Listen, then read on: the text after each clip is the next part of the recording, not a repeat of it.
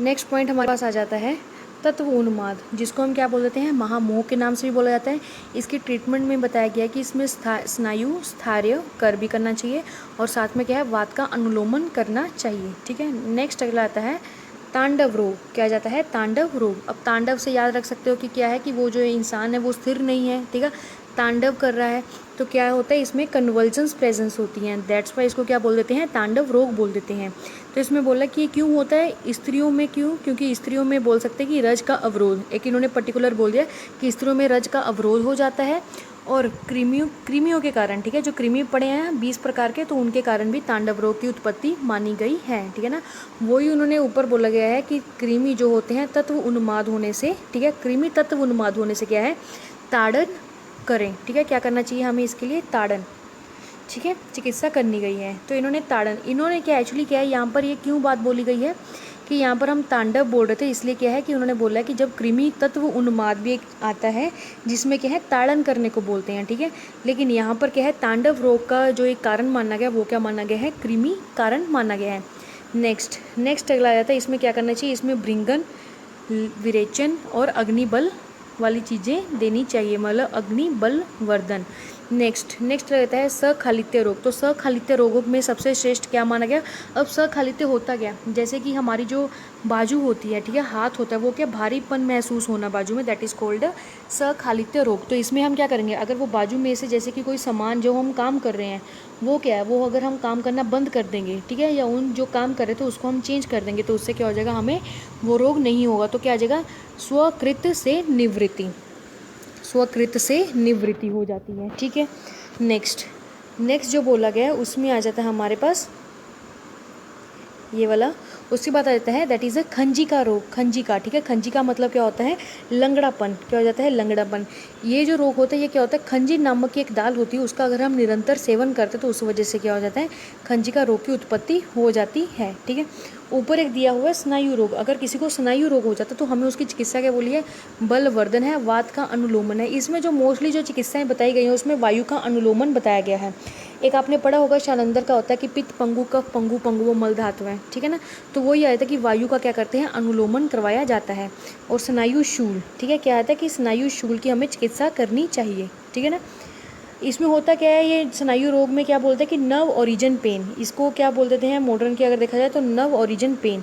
ऊपर से हमने चलवात था उसको अचल बोला था, है ना, कि वो गलत लिखा है वहाँ पे, तो क्या आ जाएगा, अचलवात। ठीक है, पारेख में बहुत सारी चीज़ें ऐसी हैं जो क्या है गलत दी हुई हैं, ठीक है ना, अगर उसको आप प्रॉपर गाइडेंस में नहीं पढ़ते हैं तो वो अकेले पारेख आप नहीं पढ़ सकते हैं, इतना आप जान लीजिए, आप अकेले पारेख को नहीं पढ़ सकते, वो प्रॉपर गाइडेंस के अंडर ही आप पारेख पढ़ सकते हैं। बिकॉज पारेख में क्या है बहुत ज़्यादा कैसे दिया हुआ है कि जैसे कि हम लोग क्या है जब हम पूरे साल में पढ़ते हैं, ठीक है, एक एक चीज़ को, तो जाके हमें स्टेप बाय स्टेप क्लियर समझ में आता है। इसमें क्या होता है, इसमें जो स्टेप होते हैं बहुत फास्टली होते हैं, मीन्स एक स्टेप बताते हैं तो 2 स्टेप एक्स्ट्रा फिर बताते हैं, मतलब बीच के 2-3 स्टेप को गैप करके फिर बताया जाता है।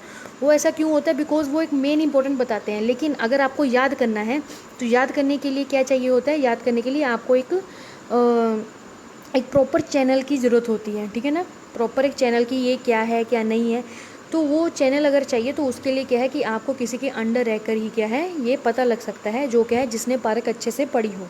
ठीक है ना, अकेले अगर स्टार्टिंग में अगर आप सोच रहे हैं कि आप पारक पढ़ के क्लियर कर देंगे, बहुत सारे लोग ऐसे होते हैं कि वो सोचते हैं कि नहीं पारक पढ़ लेंगे तो क्लियर हो जाएगा, ऐसा नहीं होता है।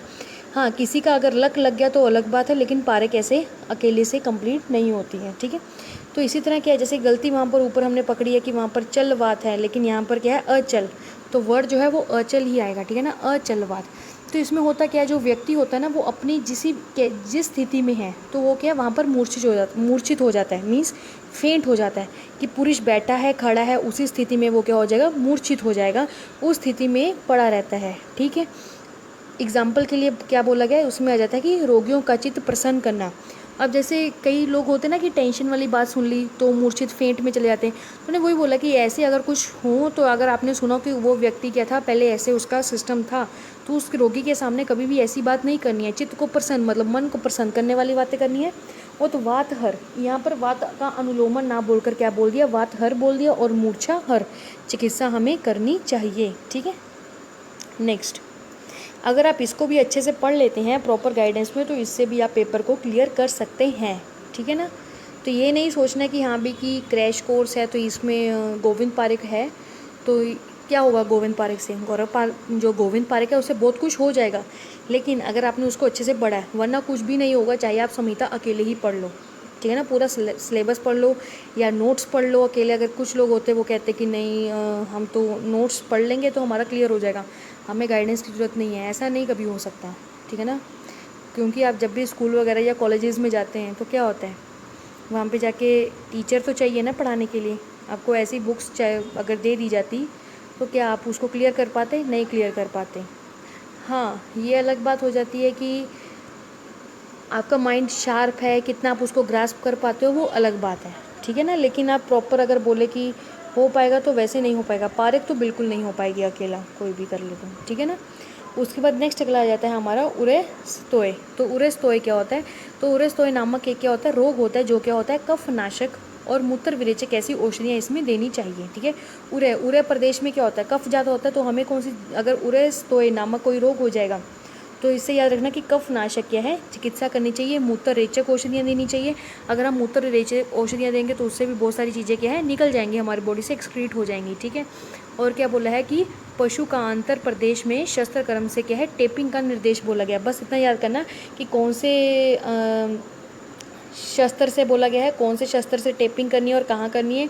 तो पशु का अंतर प्रदेश में क्या है, शस्त्र कर्म द्वारा टेपिंग इज़ अ प्रोसीजर, मतलब किस हिसाब से उसको कट वट लगाना है तो वो बताया गया है। नेक्स्ट अगला रहता है हमारे पास वृक।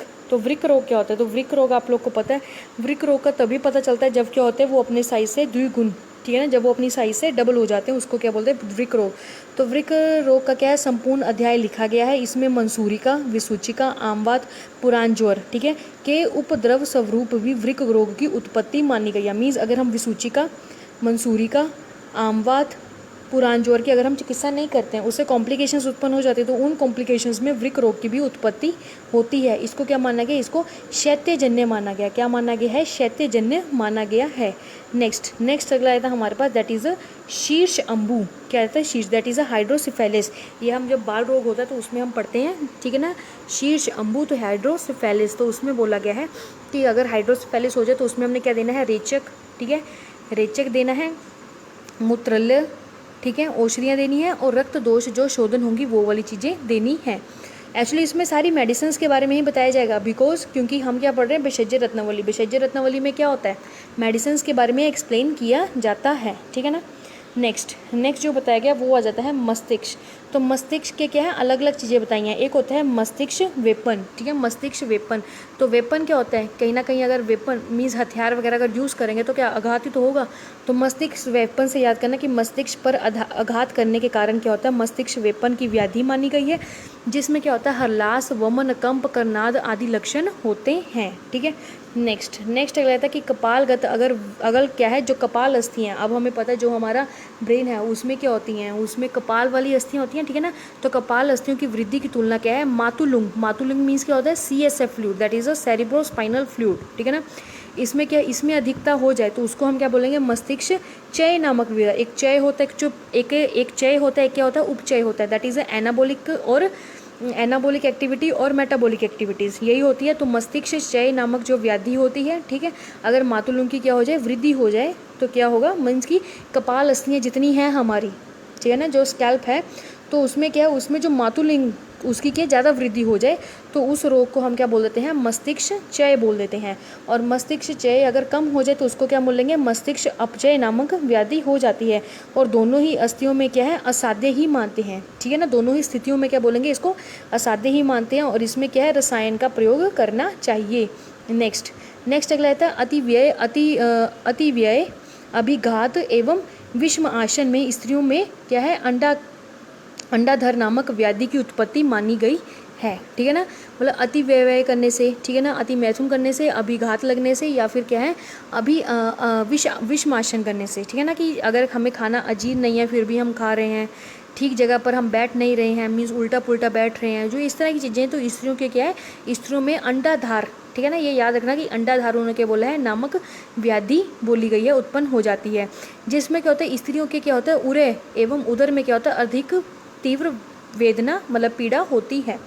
इसमें होता है क्या, जो हमारी जो चेस्ट वाला रीजन होता है और क्या होता है साथ में उधर, ठीक है ना, उधर वाला जो रीजन एब्डोमिनल रीजन होता है उसके मध्य में क्या है, तीव्र पीड़ा होती है, मतलब इन दोनों के बीच में जो होता है उसमें तीव्र पीड़ा होती है। मूत्र अल्प आता है, रक्त के साथ मूत्र आता है और हरलास होता है, ठीक है। ये चीज़ें बताई गई। इसमें क्या है, बल कारक और वातानुलोमन क्या है, चिकित्सा करनी चाहिए। इतना हो गया।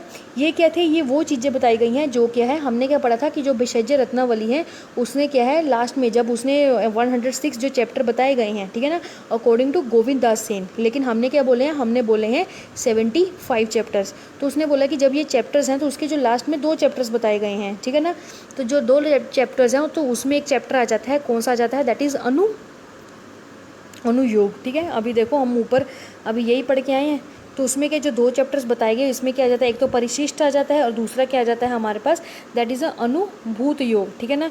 तो परिशिष्ट में तो सिर्फ इतना बता दिया कि कफज और पित्तज व्याधियों की चिकित्सा बताई गई है, लेकिन अनुभूत योग जो थे वो ऐसे थे जो सिर्फ और सिर्फ किसने ही डाले हैं, वो सिर्फ डाले हैं हमारे आचार्य भिषज रत्नावली ने ही डाले हैं, उसमें ही आए हैं, ठीक है। तो वो चीज़ें आ गई, उसके बारे में हमने अच्छे से पढ़ लिया। नेक्स्ट अगला था भिषज रत्नावली के कुछ मुख्य योग, क्या आ जाते हैं कुछ मुख्य योग।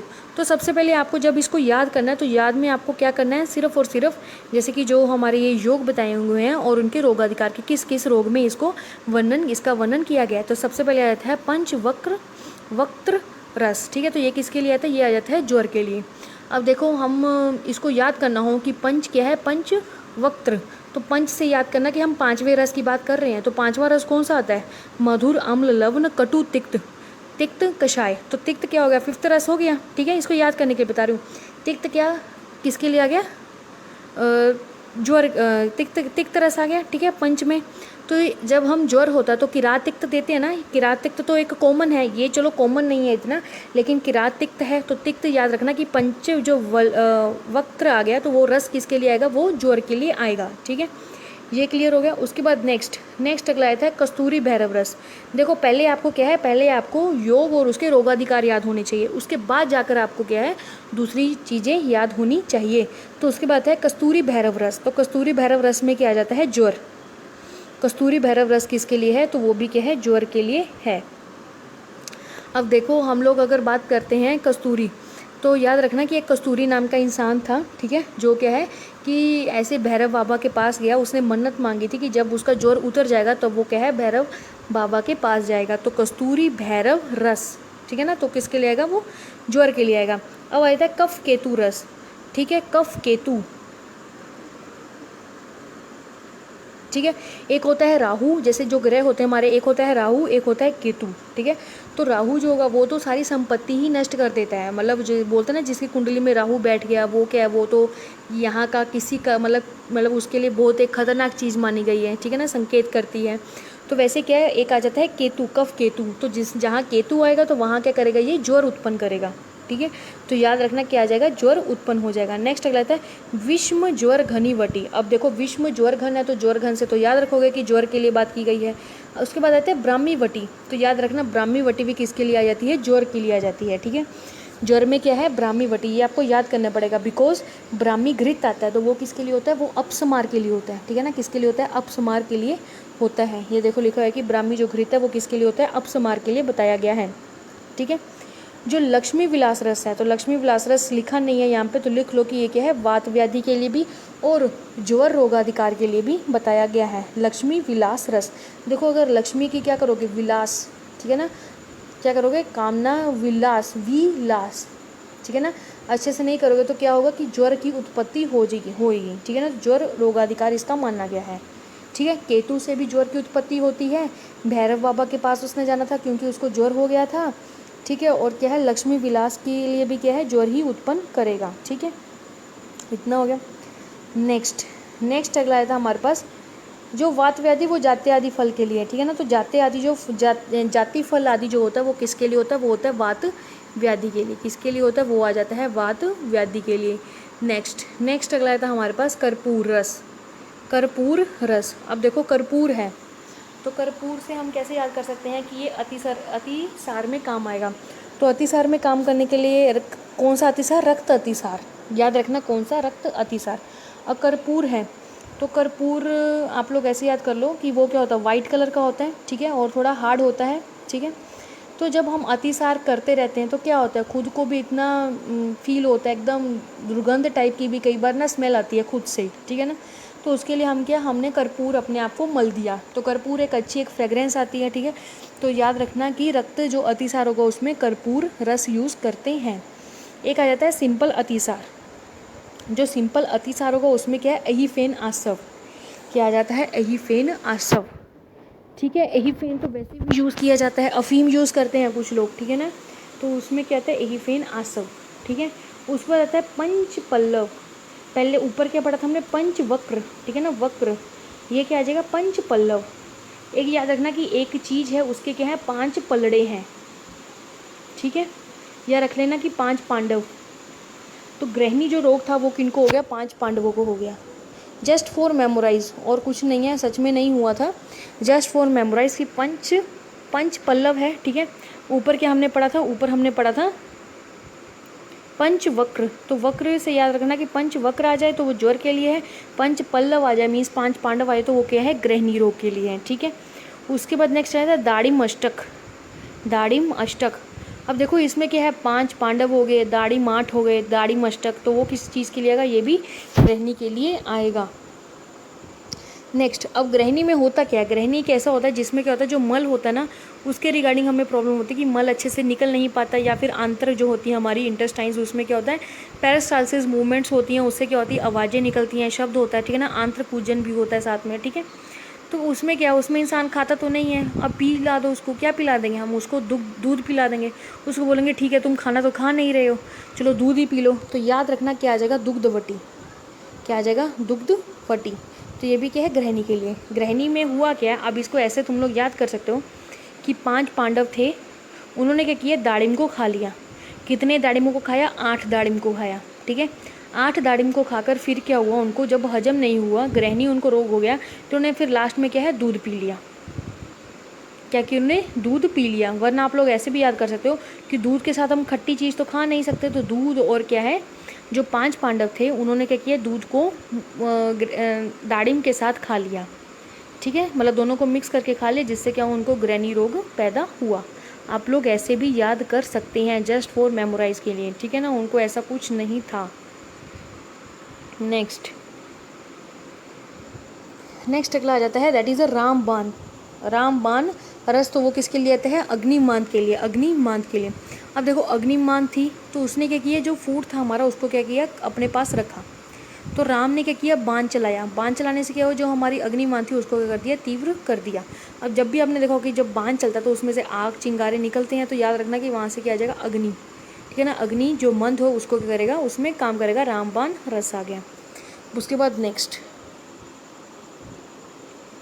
देखो, नेक्स्ट में क्या बोला गया, आया था अग्नि संदीपक, अग्नि संदीपन रस। तो अग्नि संदीपन रस है, वो भी किसके लिए आता है, वो भी अग्निमांद के लिए आता है।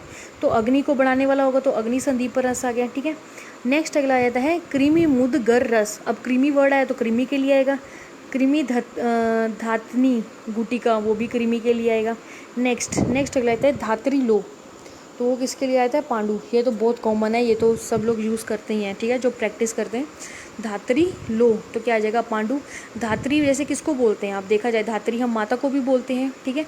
तो याद रखना कि माता जो होती है वो क्या, जब इतना काम करती हैं तो उनको क्या होता है, थक जाती हैं, ठीक है। कुछ ऐसी होती है जो बच्चों की देखभाल करती रहती हैं लेकिन खुद को प्रॉब्लम क्रिएट कर देती हैं, मीन्स खुद क्या हो जाती हैं, पांडु रोग से ग्रसित हो जाती हैं। तो याद रखना धात्री लो आ जाए।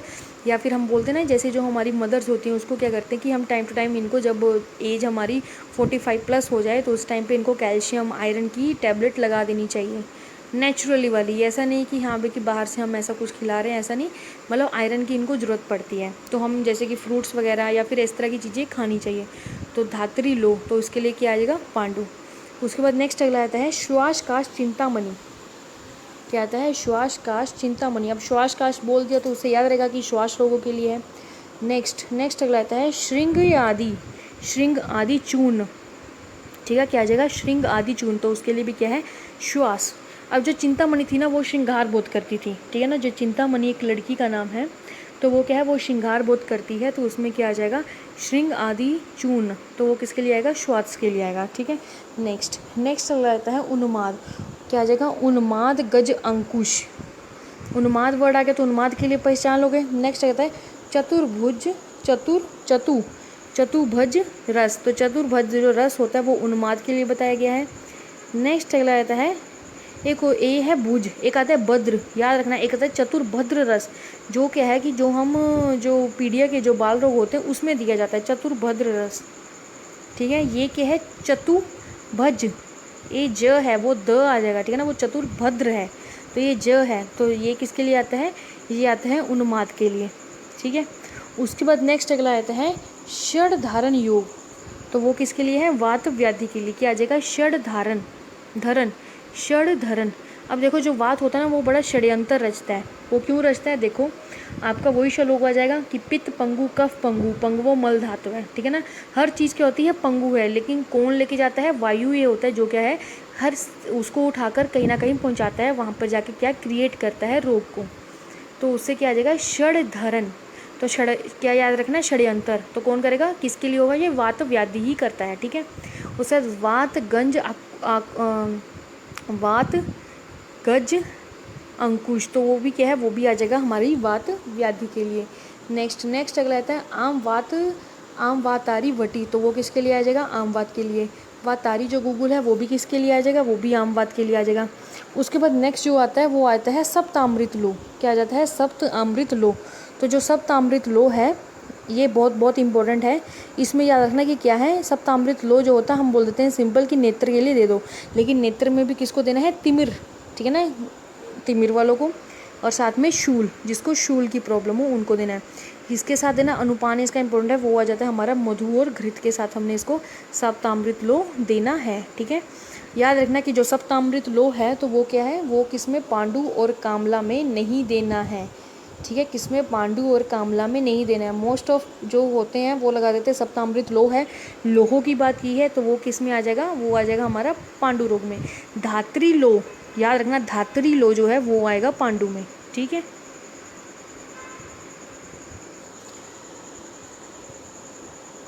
हो गया। नेक्स्ट अगला था हमारा ये है, हाँ, नराज रस क्या होता है, दैट इज़ अ उदावर्त के लिए। देखो उदावर्त क्या होते हैं, हम लोग पढ़ चुके हैं उदावर्त क्या होते हैं, जैसे कि जो लोग जो होते हैं, जैसे जो वेग होते हैं उनको क्या करते हैं, धारण कर लेते हैं।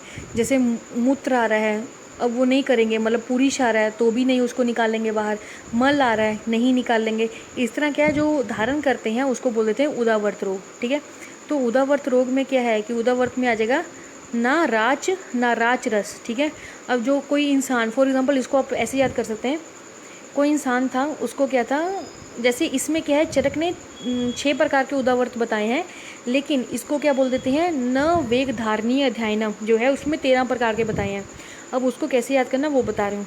अब कोई इंसान था, वो क्या था, वो किसी से नाराज़ था, तो वो जब नाराज़ था तो उसने क्या किया, उसने बोला कि नहीं मैं ये चीज़ नहीं खाऊंगा, वो भूखा रह लिया, मीन्स उसने जो भूख का वेग था, ठीक है, जो प्यास का वेग था उसको किया, धारण कर लिया। क्यों, क्योंकि वो नाराज था। तो नाराज से याद कर लेना, नाराज नहीं है, नाचार, नाराज। ठीक है ना, नाराज नहीं है, नाराज रस। ठीक है, तो याद कर लेना ये किसके लिए आ जाएगा, उदावर्त के लिए आ जाएगा। नेक्स्ट ये तो पढ़ ही चुके हैं, प्रभाकर जो वटी होता है वो हृदरोग के लिए होता है, वेरी वेरी कॉमन, बहुत अच्छा इसका रिजल्ट है। ठीक है, हृदरोग के लिए। उसके बाद आता है, उसके बाद नेक्स्ट अगला आता है दैट इज़ अ वरुण शिग्रु क्वाथ। ठीक है, तो वरुण शिग्रु क्वाथ ये किसके लिए है, अश्मरी के लिए है। ठीक है ना, जो वरुण कोई लड़का था उसको क्या हुआ, अश्मरी हो गई। ठीक है, तो वरुण क्या था, वरुण शिग्रु एक नाम का कोई व्यक्ति था जिसको अश्मरी हो गई। अब नवक गुगुल, नवक से क्या लेना देना है, तो नवक में क्या होता है, इसमें ना त्रिकटु, त्रिजात, ठीक है ना, देखो इसमें त्रिकटु भी है, त्रिफला भी है और त्रिजात भी है, तो टोटल कुल मिला के कितने हुए, 9 हो गए ना। त्रिकटु में 3 कौन कौन से आए थे, पिपली, मरीची और सोंठ। ठीक है, ये हो गया। त्रिफला में कौन से आ गए हमारे, त्रिफला में हमारे पास आ गए दैट इज़ आमल की, हरित की और विविध की। ठीक है ना, और त्रिमध, त्रिमद कौन कौन से आगे, त्रिमद है, सॉरी त्रिजात नहीं है, त्रिमद है। तो उसमें आगे चित्रक, मोथा और विडंग। याद रखना त्रिमद और त्रिजात दोनों में डिफरेंस है, चित्रक, मोथा और विडंग, ठीक है। और गुगुल इसमें ऐड करके क्या बन जाता है, नवक गुगुल। नवक इसलिए बोलते हैं क्योंकि इसमें 9 चीज़ें आ गई, त्रिकटु, त्रिफला और त्रिमद, ठीक है। नेक्स्ट अगला आता है काचनार। काचनार गुगुल जो होता है वो क्या आ जाता है, गलगंड के लिए आ जाता है। तो काचनार, त्रिकटु, त्रिफला, त्रिजात, इसमें क्या आ जाता है, त्रिजात वर्ड है। दैट इज किसके लिए लिखा है, डाट, DAT डाट। तो डाट कैसे बनता है, D फॉर दालचीनी, A फॉर इलायची एंड T फॉर तेजपत्र, ठीक है। तो वो क्या है, काचनार गुगुल गलगंड के लिए आ गया। उसके बाद है नवकार्षिक गुलगुल। नवकार्षिक गुगुल, इसमें भी क्या है, 9 चीज़ें ही हैं। नवकार्षिक है तो नव से आ जाएगा 9, कार्षिक मीन्स एक कर्ष जो होता है, ठीक है ना, एक कर्ष मीन्स 1 तोला। तो नवकार्षिक इन्होंने बोल दिया, तो इसमें क्या क्या इन्होंने ऐड कर दिया, एक तो इन्होंने डाल दिया त्रिफला, एक कर्ष होगा तो कितने हो गए, 3 कर्ष हो गए। और 5 कर्ष किसके डालने हैं, 5 कर्ष डालने इन्होंने गुगलू के, और 1 कर्ष किसका डालना है, पिपली का, ठीक है ना। इसमें कंटेंट 9 नहीं है, नवक में कंटेंट 9 है, लेकिन इसमें नवकर्षिक मीन्स ये जो कर्ष है वो बताए गए हैं, 9 कर्ष बताए गए हैं, ठीक है ना। मीन्स 9 क्या बताए गए हैं, तोला। तो कौन कौन से हैं, एक तो त्रिफला, त्रिफला में 3 होते हैं, 5 गुगुल के मान लिए, 8 हो गए, और 1 पिपली। उसके बाद नेक्स्ट अगला आता है अविपत्तिकर चूर्ण। तो उसमें आ जाता है अमलपित्त के लिए, क्या आ जाता है, अमलपित्त के लिए। इसमें त्रिकटु, त्रिफला, विड लवन, मुस्तक, एला, तेजपत्तर, लौंग, त्रिवित जो होता है सर्वाधिक निषोध, ठीक है। नेक्स्ट अगला आ जाता है अविपत्तिकर चूर्ण। याद रखना कि अमलपित्त के लिए होता है। अविपत्ति चूर्ण को एम्प्टी स्टमक दिया जाता है, जिनमें पित्त ज़्यादा होता है, ठीक है ना, उनको दिया जाता है। काफ़ी अच्छे रिजल्ट हैं इसके। अमलपित्तांतक, इसमें क्या आ जाता है, अमलपित्तांतक में पित्त आ जाएगा। षड बिंदु तेल शिरोरोग के लिए नस्से में देते हैं, तो वो शिरोरोग के लिए जाएगा। रजा परिवर्तनी वटी, ये भी कॉमन है, ये रजो रोग के लिए देगा। सप्तशाली वटी, याद रखना सप्तशाली वटी, तो फिरंग रोग। एक्चुअली क्या हुआ था, इसमें ये बोला जाता है, ये STD रोग है, सिफिलिस, ठीक है। तो फिरंग मतलब ये था कि फिरंग रोग कैसे पड़ा था, कि फिरंगी आए बाहर से, उन्होंने क्या किया, आके यहाँ पर फैला दिया, ठीक है, फॉरेनर आए और उन्होंने आके फैला दिया, इसलिए इसको क्या बोल दिया, फिरंग रोग। अब देखो इसमें जो वटी है वो भी इजी है, सप्तशाली वटी। अब इसको कैसे याद करेंगे, तो बोल, एक गाना था ना, 7 समंदर, ठीक है ना, 7 समंदर पार मैं तेरे पीछे पीछे आ गई। तो 7 समंदर क्या होता है, एक तरह से ही बोलते कि बाहर, तो क्या आ जाएगा, सप्तशाली वटी, ठीक है ना, हो गया ना याद, बहुत ईजी है। हाँ, एक ये इसमें ना जो रजा परिवर्तनी वटी है ना, इसका ना इन्होंने वो बताया याद करने का तरीका। तो रजा परिवर्तनी वटी को याद कैसे करना है, तो याद करना है हिट काशीश, ठीक है। हिट से ह से आ जाएगा हिंगू, ट से आ जाएगा टंकन, और काशीश, ये 3 चीज़ें ली हैं। और साथ में लिखा घृत कुमारी, तो घृत कुमारी से क्या देनी है, भावना। तो वो क्या आपका बन गया, रजा परिवर्तनी वटी।